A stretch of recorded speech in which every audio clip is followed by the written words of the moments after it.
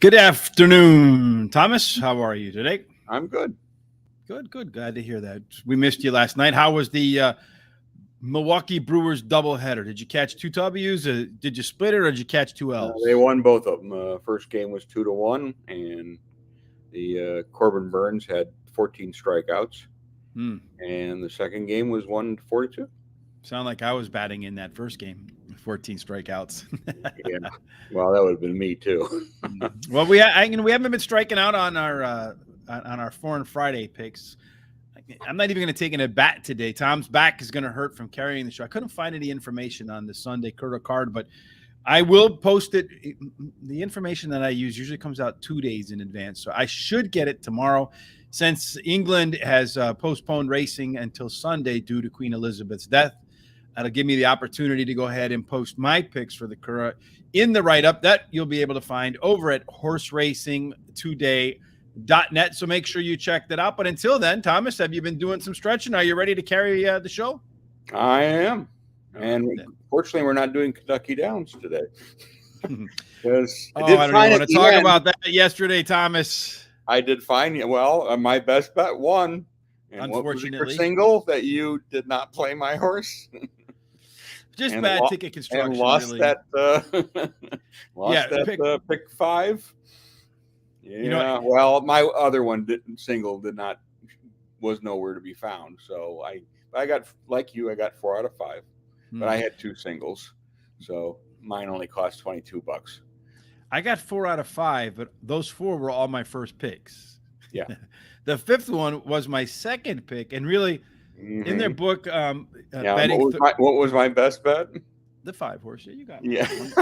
You know what's funny? You got me on a bad ride from Irad, which is kind of ironic because he had an okay day yesterday, but he did blow the turn on that last turn in that race with the 2 horse with the favorite, and the 1 horse with Joel Rosario was able to stay close to the rail and made up about 1.5 lengths on that turn and managed to win by only about maybe a head, a nose, somewhere along that line. If Irad doesn't blow that turn, he wins. But, that's part of the game. That's part of it. And I wouldn't count anything against Joe Rosario either. Joel does know how to ride a horse. Yes, I saw him get DQ'd yesterday for a fraction of what we see Irad do from time to time, but they're in Kentucky, not in New York. So I suppose that's the difference in that respect. All right, so we're going to do the Doncaster, which we've never done before, I don't think, on this show, to get started. And then we're going to go ahead and move over to the Curragh. For all races are on Sunday, as I said, because in England they've postponed all horse racing to the Queen out of respect for her and her passing. And she was a big part of horse racing, both here and over there. So I'm not sure if everybody in horse racing knows that, but I think the Queen's actually in like the Hall of Fame, right, for horse racing? Yes, she is. And she also, you should point out that bloodstock-wise, she bred her group bred some very nice horses, and they have influence from here to Japan and other places. So we've seen there's really good horses that she have influence continuing, and will frankly have continuing influence on the bloodlines. And then of course we have Keeneland had a relationship with the Queen, whether it was a Queen Elizabeth race or something like that, that she would come to, not recently, but she had been there in the past. So it's may her soul rest in peace. All right, Thomas. So let's see if we can get some picks in here today that actually do something. The first track we're going to cover today is Doncaster, and I think because of the shuffling of the schedule, there might be more races than there were supposed to be because my program and the actual race numbers don't match up. So the first race we're going to do at Doncaster is race number 6, right? They move the group races from Saturday to Sunday. Okay, so that gives us race 1, 2, 3, 4, 5, and 6. Race 6 is the first one we're going to do. It is the Kazoo Park Stakes. What? No, Kazoo was the guy in the Flintstones, right, from the future? Yeah. So let's take a look at what the Doncaster track looks like. It's not as unusual looking as some of the other tracks that we see over in Europe. Tell us a little bit about the history of this track, Thomas. Oh, it's one of the oldest. We do, as you can see by the diagram, we do run a straight mile on this. There is also one where they come out of the curve, sort of similar to what Ascot has. Of course, it goes a different way. And guess what? We're running counterclockwise when we are on the ice cream course, as one of my friends said. But it's Does basically look like an ice cream cone. Yeah, I can see that. And basically there's a little undulation in this course, but it's pretty flat. Whereas the round course or the ice cream course, cone course, was you go a little uphill, you go a little downhill. So there's a little more, and we've got our races are short, are 7 furlongs, and then the big one is long. It starts actually at the start finish. It's a mile and 6 furlongs, and the St. Leger is one of the older classics and is the final classic of the season in the UK. All right, so let's get cracking on this race. So we should note that the going is expected to be good to soft. So maybe is it going from soft to good or good to soft? I guess good to soft. So they must be expecting a little bit of rain there. Moisture every day. So the number of that we're getting back to what is more normal in terms of the courses, rather than this good to super hard firm type courses that they're unusual. Like they're running at Turf Paradise or something along those lines. Yeah. Well, so they got to find water. That's a different issue. So here, looking at Doncaster, I look at the pace of this race. I don't really see any true front runner in this group. I do see a lot of horses that are comfortable pressuring the leader, but maybe not a bunch that want to be the leader, at least in races that they've won previously. And I have a couple of closers in here between the 4 and the 7. Outside of that, I think you're just going to see a blob of horses run all the way down that straight, and then at the end, probably with 2 furlongs out, 3 furlongs out, someone will make a move and the rest will follow. Is that kind of the way you see it? I would be very surprised if it didn't. The only exception, maybe see some cut over to the stand side, where the good going has been a little better in the first 2 days of racing. Of course, they canceled today and tomorrow. But they've been running on the inside, and there's been some winners coming from there, and there's been some winners coming from the outside. So a little mixture. I haven't seen anything right up the middle being able to make any significant ground. All right. So who do you think is going to make up all the ground when it's all said and done come Sunday? I took number 3, Kazoo Hill is my top choice. I ran a dull 5th last out. And I always like to say, why dull? Well, because it's coming back from Dubai, and it had some time off. And a lot of times they don't run that well. They need a race, and 5th isn't awful, but I wouldn't be my first one. It's not a first try. It's not so bad. With that, of course, this horse at this distance has got 8 starts. It's won 3 times, and it's placed once, and it's got a third twice. It's a Group 2 winner in the past, and it has William Buick back on board, which never hurts anybody because he is the top jock in England right now. He's not looked great, but this is where I think he gets back on track. This is where he shines, baby. Yeah, and I think you won't get a huge price with William Buick horse, but I think you'll get something. 7-1. It looks like it started at 7-1, moved to 6-1, and now it's back to 7-1. So it looks kind of sticky to me. Yeah, I don't think it'd go much lower than what it is right now. I would be surprised. Now, again, our pools are different than the pools in England. As an example, I had a $76 horse win the other day at Doncaster, and in England it was over 40-1. So a little lesser action, but of course the exacta paid nice, and I'm not complaining. Sounds like a little bit, but all right. Yeah, well, could be worse. Number 2, Kinross is my second choice. This should be the favorite in this race. It won last time out in a Group 2 at York, going 7.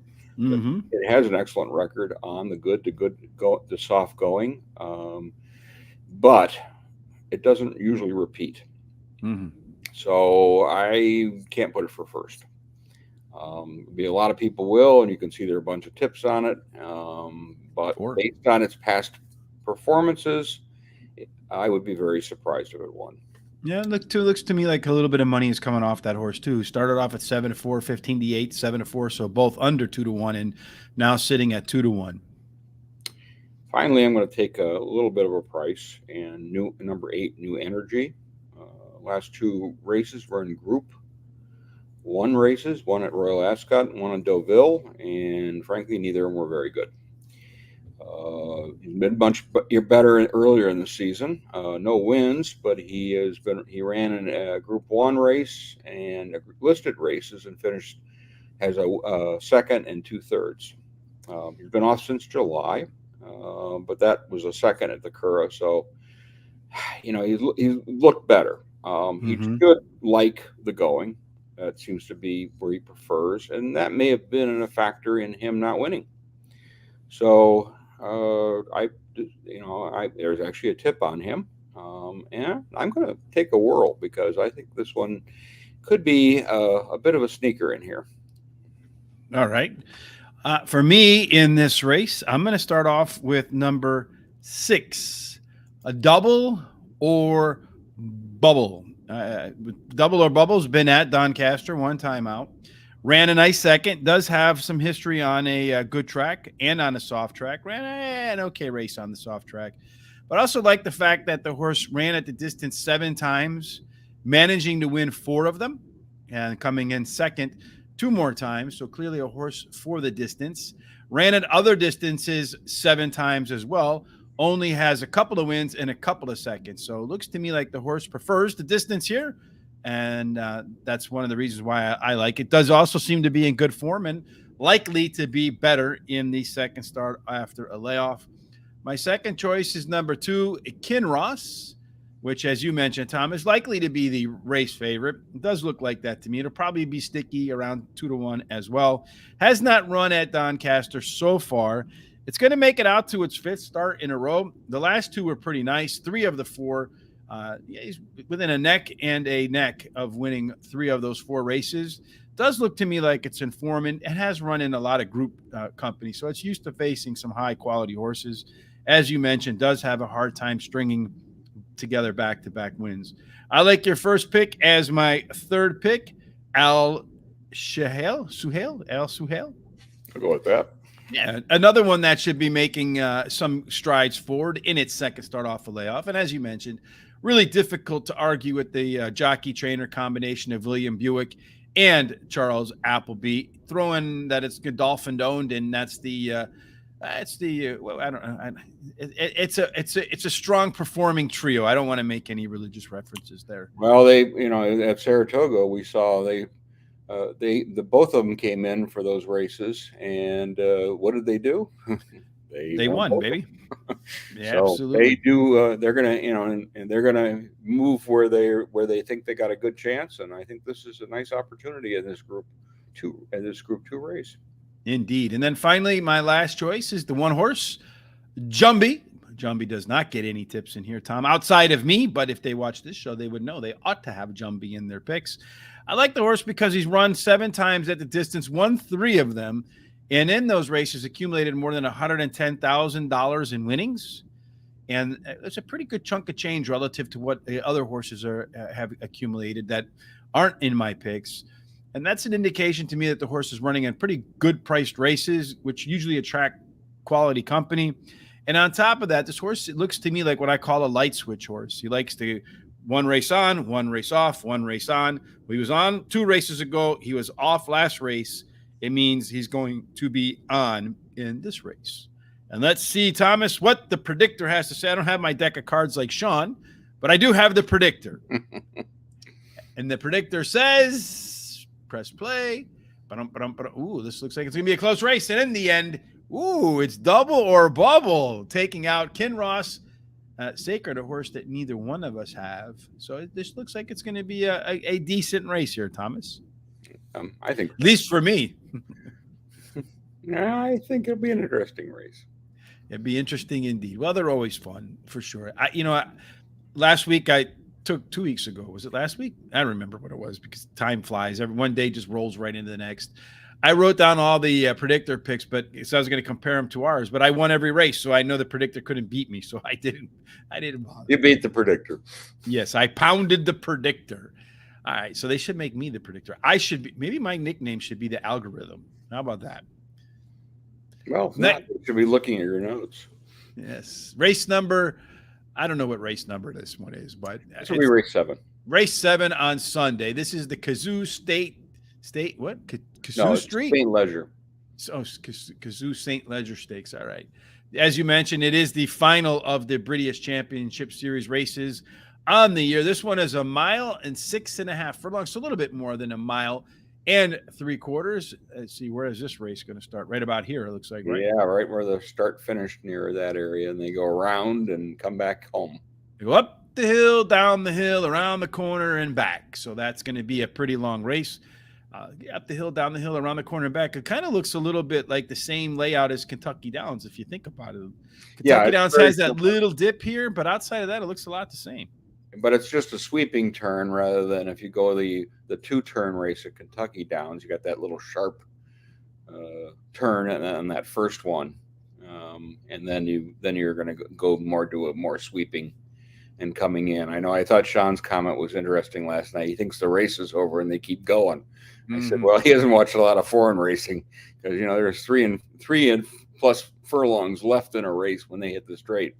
And of course, the ones that are straightaways, completely different type of race. Just never ends the runway until they get to the finish line. And Kentucky Downs is designed that way, so they're going uphill too. So yes, indeed, and they're wobbling all over the place as they come down the stretch. As you can see, that very few of them are able to run straight all the way down the stretch. Which those that are able to run straight usually make up some ground on the wobblers as they come home. All right, so I don't know who's going to be going straight, who's going to be wobbling here at the end, Tom, but you do. So tell me. Yeah, I took number 5, Hu Ya Mao. You're on the wrong race. I'm on the wrong race. I went to the wrong day. Oh, damn it.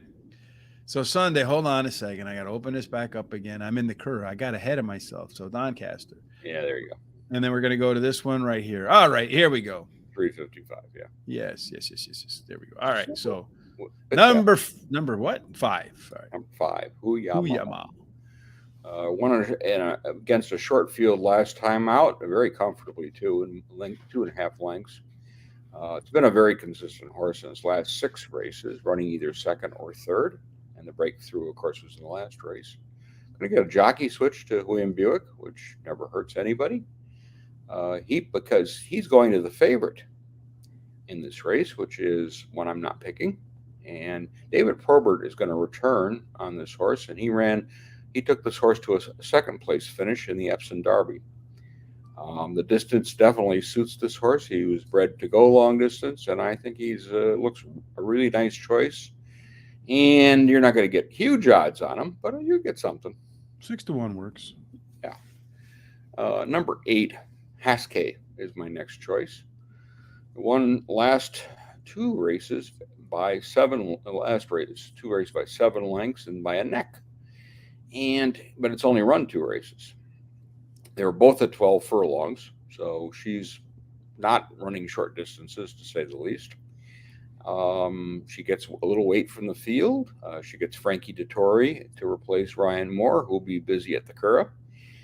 And there are a lot of unknowns with this horse because it hasn't have a lot of experience. But we know that the late developing fillies at three can take over some of these more veteran horses. And again, this one may be for next year as a 4-year-old.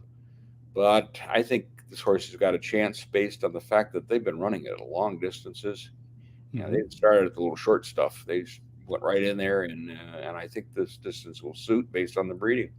Jumped into the diving board end of the pool. Yeah, I mean, again, this may be one better for next year than this year, but I'm going to take a chance. And finally, I'm going to take number 1.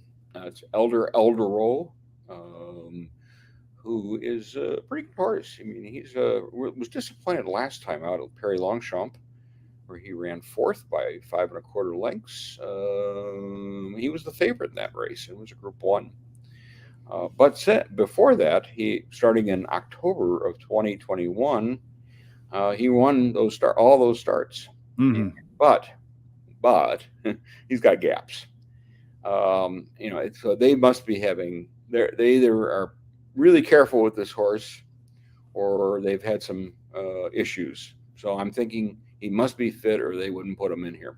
Mm-hmm. With that, of course, he is a Group 2 winner at Royal Ascot at 14 furlongs, and he won by a nose. I just think if he runs his race and he likes the conditions, you got to put him in there. Well, where you stop is where I start with the one horse, Eldarov. And as you mentioned, he got off to a good start in his career, winning 3 consecutive races, including a Group 2, as you alluded to, in Ascot. But what I do like about this horse is that he has a win on a soft course in his debut.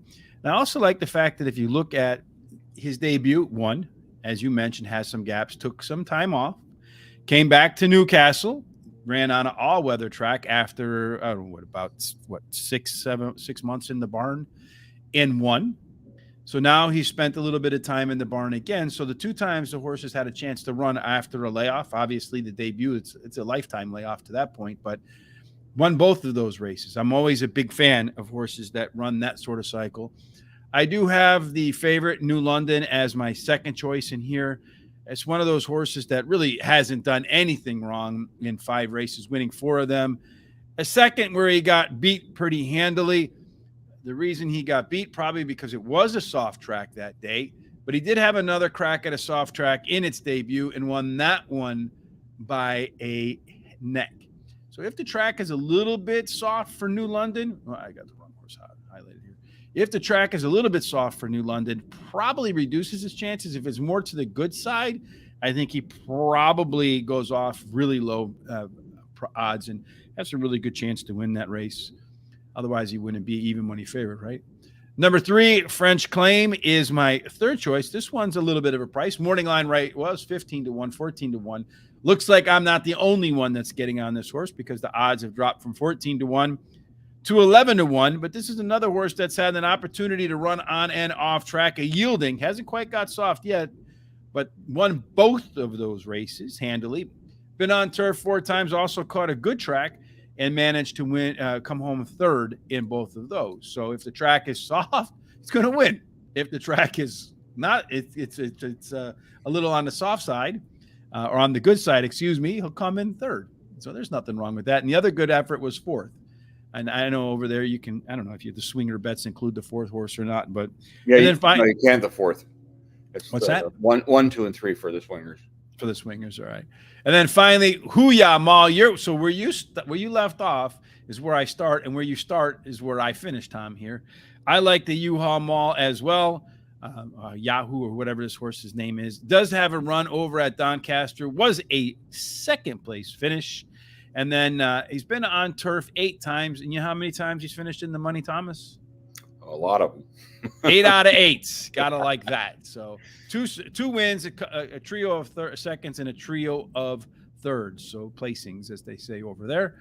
And then let's see what the predictor has to say. Thomas. Oh, that guy's going to win easy. New London's going to come home easy, followed by Hooyah Mel, Emily Haskoy, and then Emily Dickinson. Ooh, the horses we have, Tom, are not. Yeah.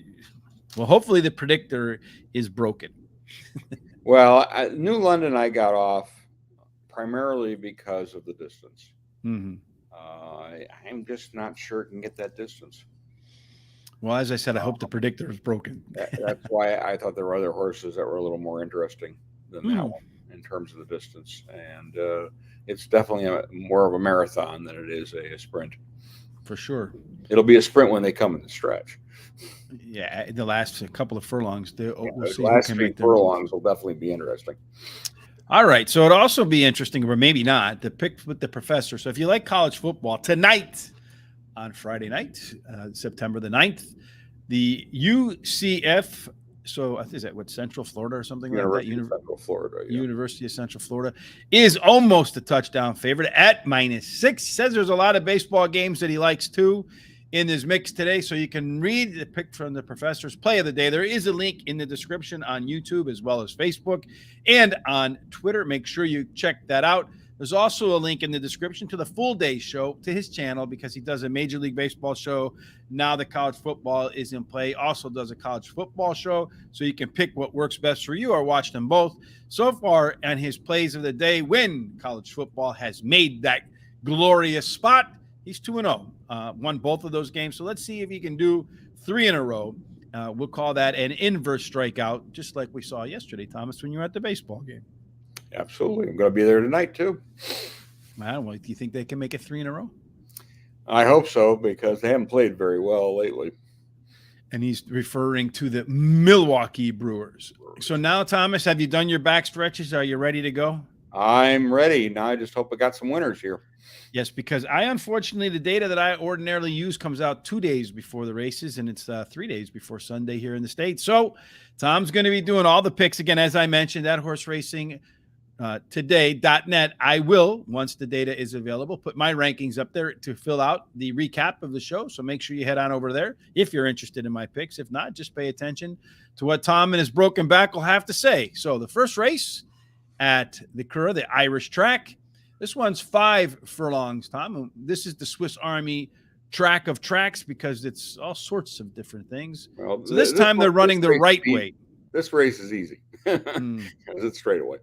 Yeah, starts here, slight rise, slight fall, level, slight rise. So here they're running the wrong way again. All right. So with this race, Tom, at 5 furlongs, I got a note that the going is going to be yielding. So it looks like it's a little bit wet over there. It's soft. It's definitely going to be on the softer side. And with that, I took number 12, Highfield Princess, who should be the favorite, is my top choice. Yes, it looks like started the season in February. She ran 4 races on the all-weather. She didn't start out so well, but she finished strongly on that all-weather, and then they moved her back to the turf, and she wins at York in a Group 2. Next start was at Royal Ascot, which frankly wasn't her best, but she was at 6th in her field of 24, so it wasn't also her worst either. They gave her a 50-day break. They brought her back at Deauville at 6.5 furlongs, and she won a Group 1.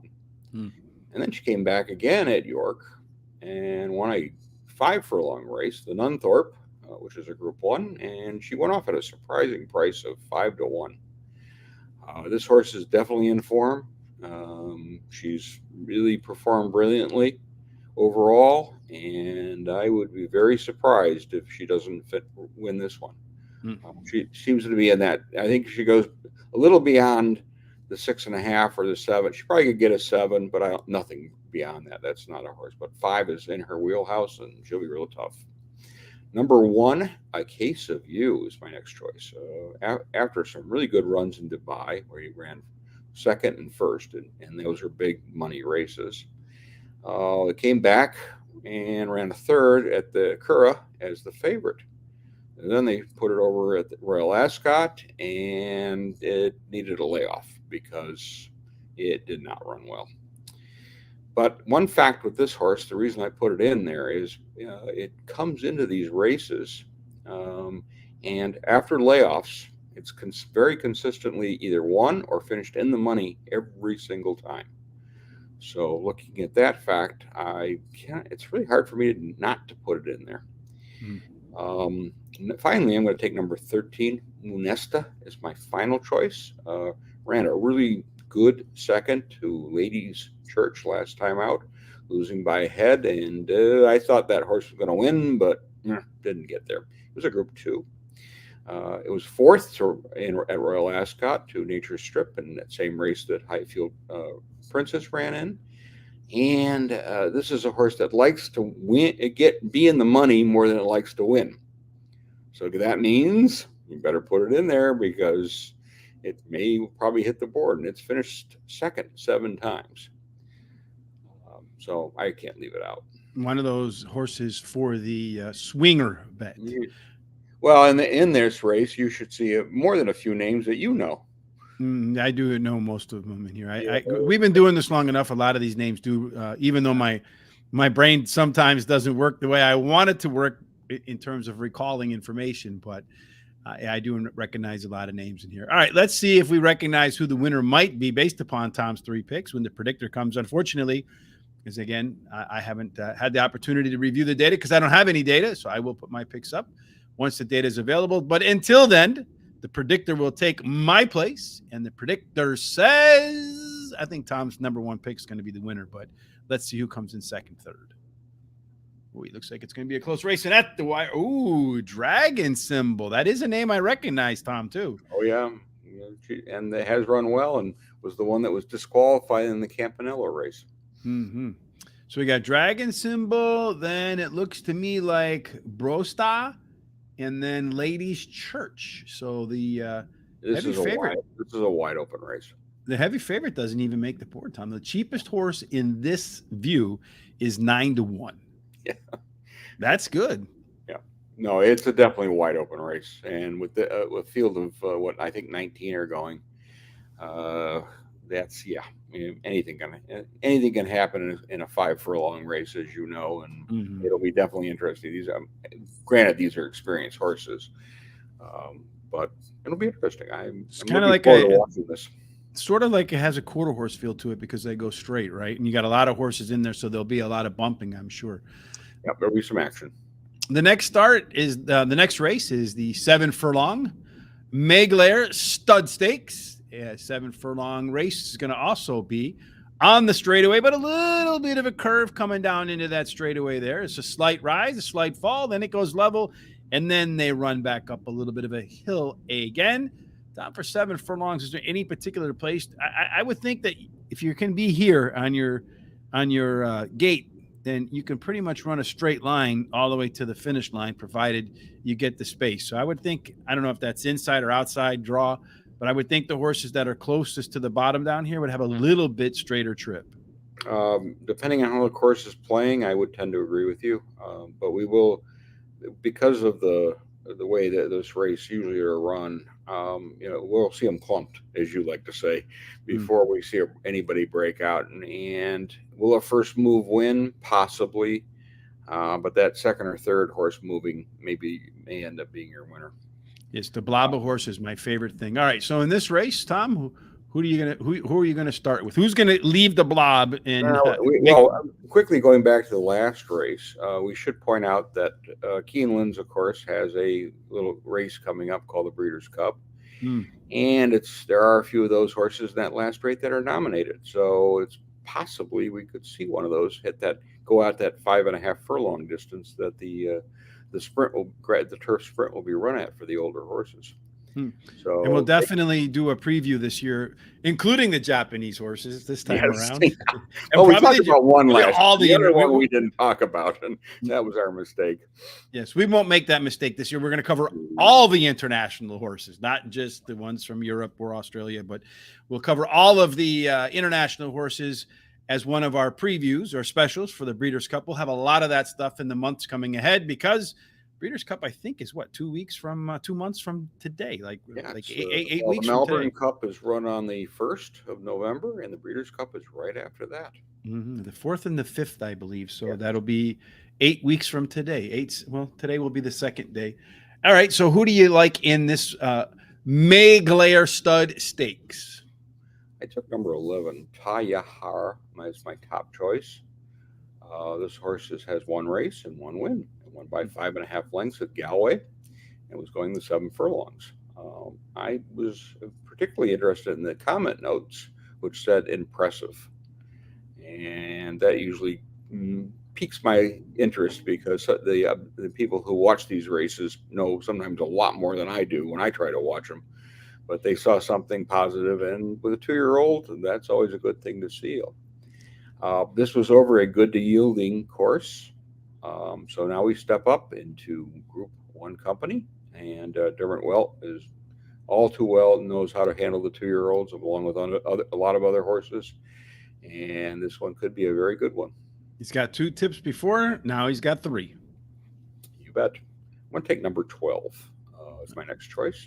She ran a third in this the favorite in this race, which we will and lost by a length.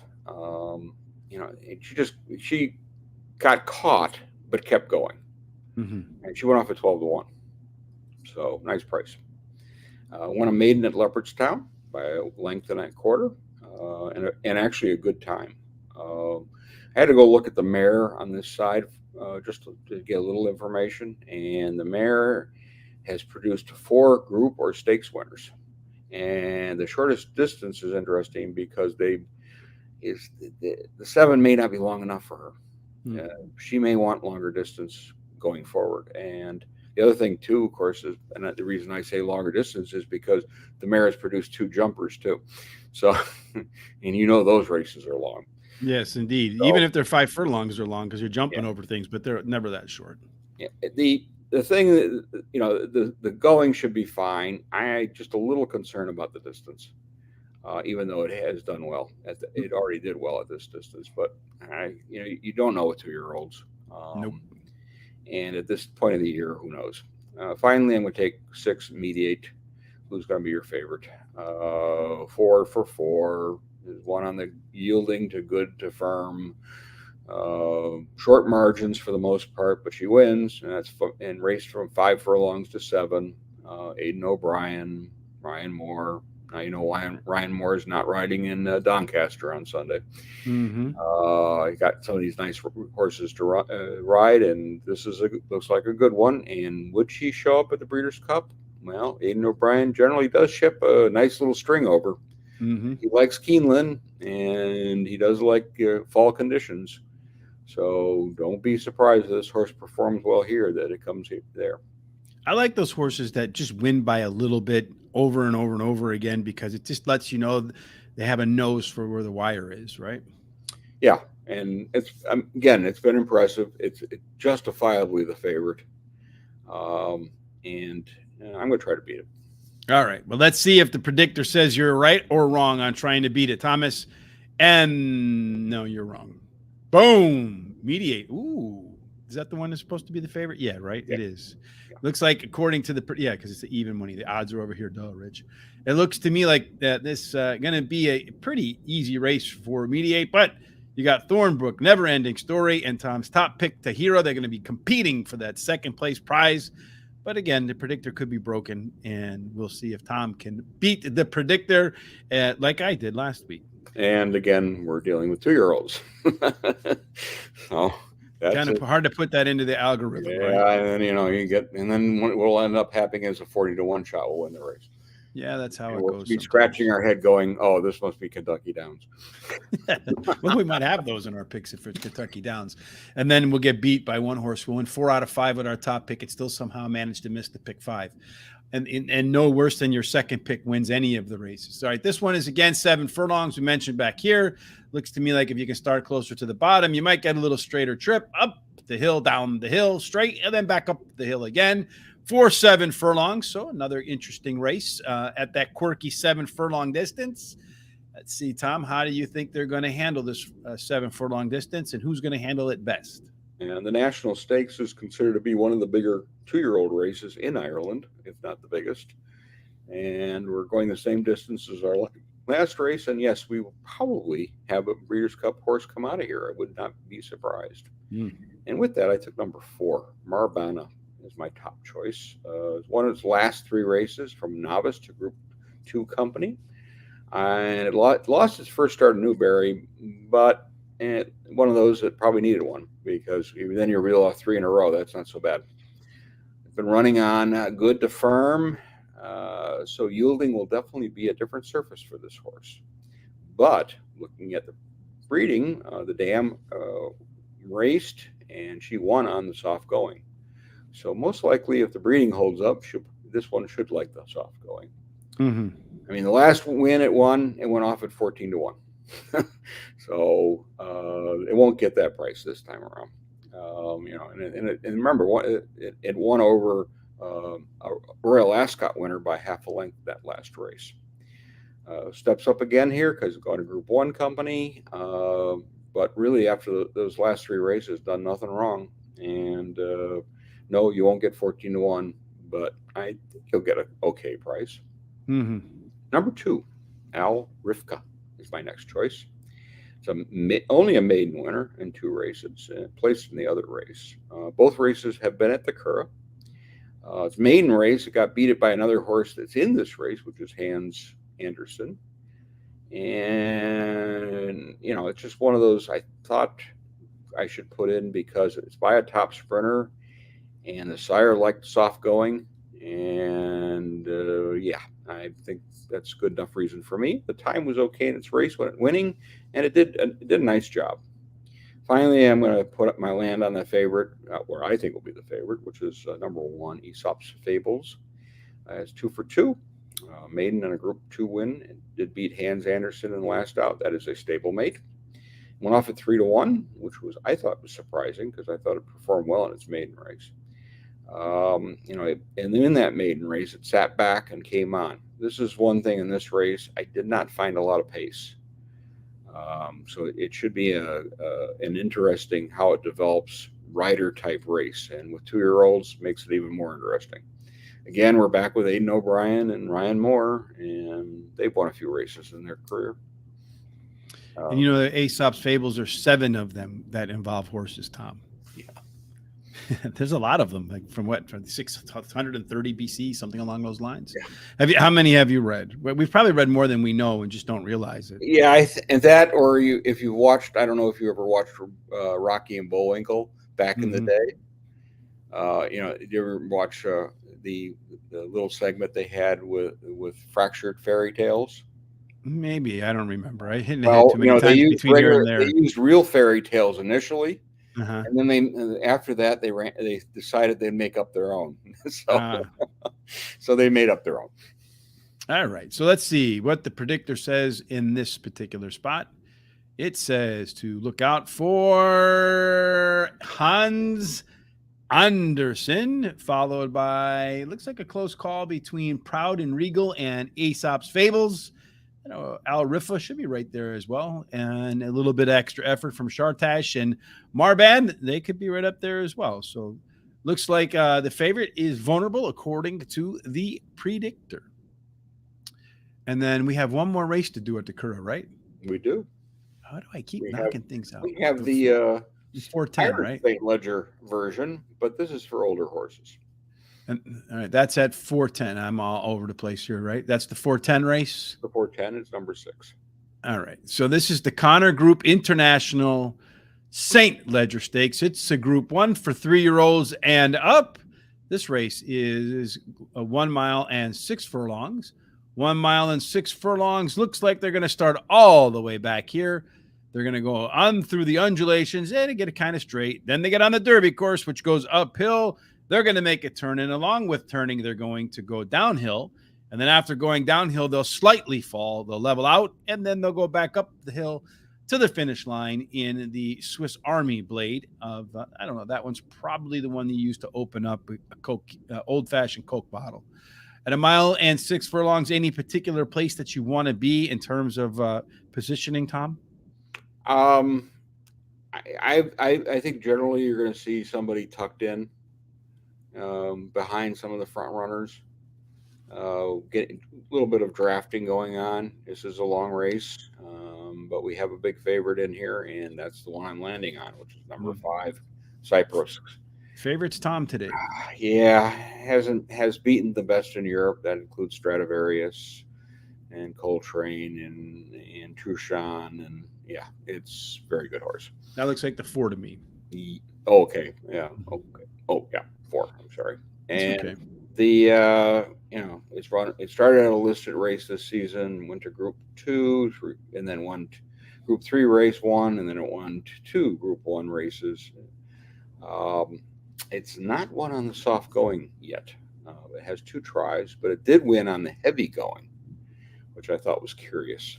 But this horse is in terrific form. It likes these long races, and let's face it, it's hard to get past this one because you're beating some of the best in Europe in the distance category. And this one was one that sort of popped on the scene as being, they thought they had a really good horse last year for distance, but didn't quite prove out.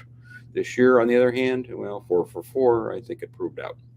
I'm going to take Ross Carberg is my next choice. That should be one of the longer shots. And this was a really good second at Deauville last out. A Group 1 going 10 furlongs. Sat behind the leaders, but frankly was no match for the winner. It's Curragh race.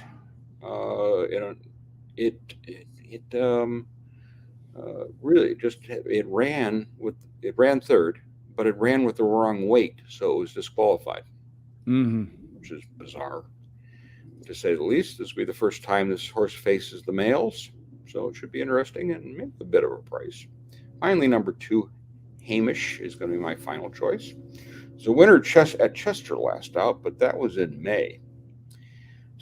It only had 3 races in 2021 with a win, and then it ran 4th to Truchan, and then it's had an all-weather where it went off the favorite, and I don't know what wrong they were there. And this is a 6-year-old, only 9 starts, but 4 wins, 2 seconds, and a third.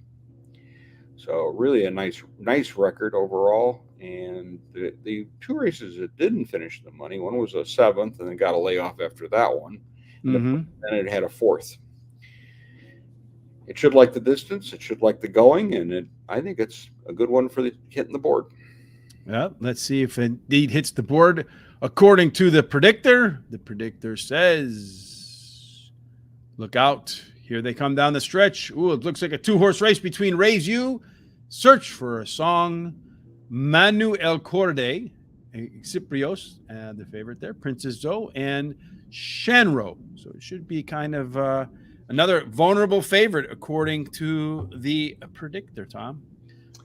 Yeah, well, I don't know. That record is quite good. And if that form return is there, it's already beat some of the best in Europe this season. So I still think it's the favorite. Like I said, maybe the predictor. For a very, very good reason.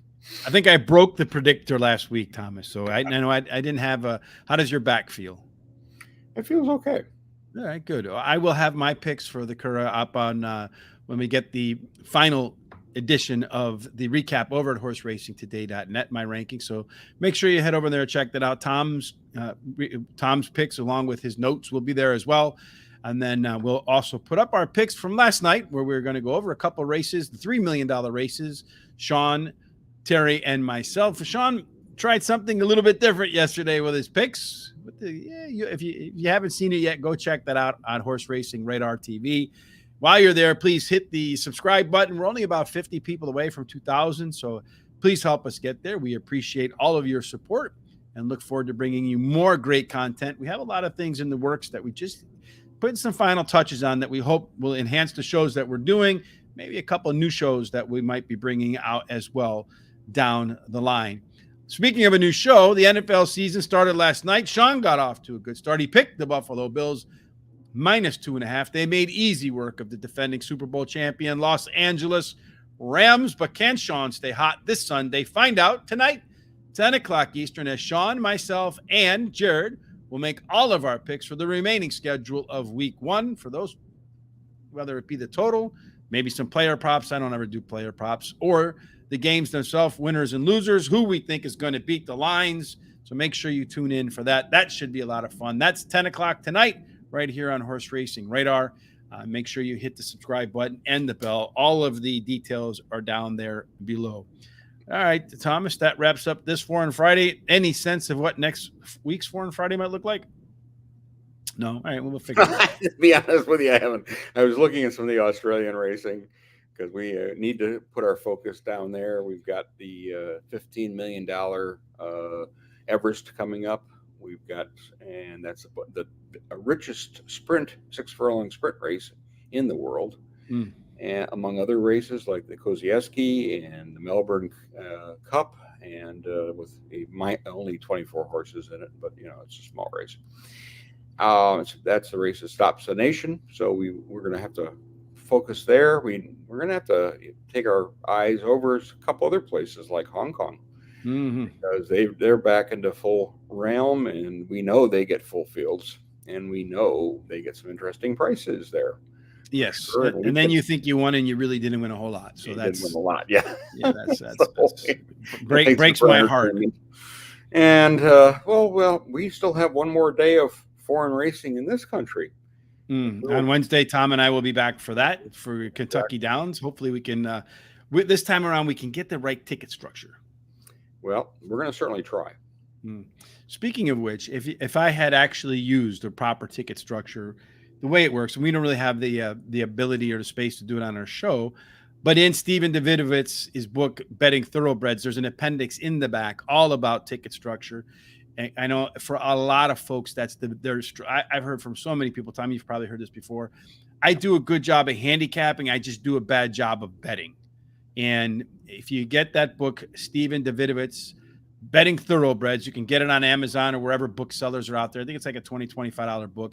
The appendix in the back. The used market, because it is an older book. The appendix in the back, in terms of putting tickets together, is probably the best ticket structure reference that I've come across. Are you familiar with that, Tom? I am, and I've read the book, and yes, I still screw up on my ticket structures. But I think it's a combination of, for me, it's a combination of money management and ticket structure. And that's where, as people have seen in the past, I tend to be pretty cheap when it comes to the pick six, pick fives, pick fours, because I do focus on trying to pick singles.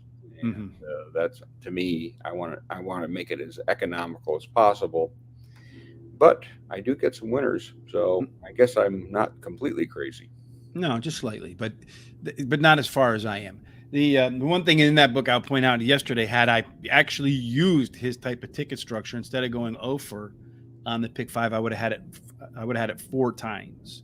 So because he just real quick kind of recap on the vertical bets, he wants you to go all your picks on a single ticket, right? So for like $1 or whatever your unit is, so you just single all the way down, and then single, and then for one race. So in each leg you put a single, and then all your picks across. So instead of making one bet with all your horses in it, you make 6 bets in a pick five, one with the singles all the way down. Then you would go single in the first leg, your picks in legs 2, 3, 4, and 5. The next ticket, all your picks in race number 1, single race number 2, and then all your picks and so on. And if I had done that yesterday, I would have absolutely had the pick 5 4 times, and I think it paid $4,000, which 4 times 4,000 is a good day.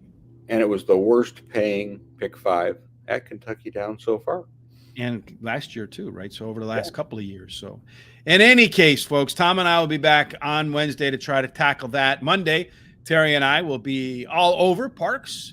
Tuesday, with Colonial Downs closing, Terry and I will return to Horseshoe, Indianapolis.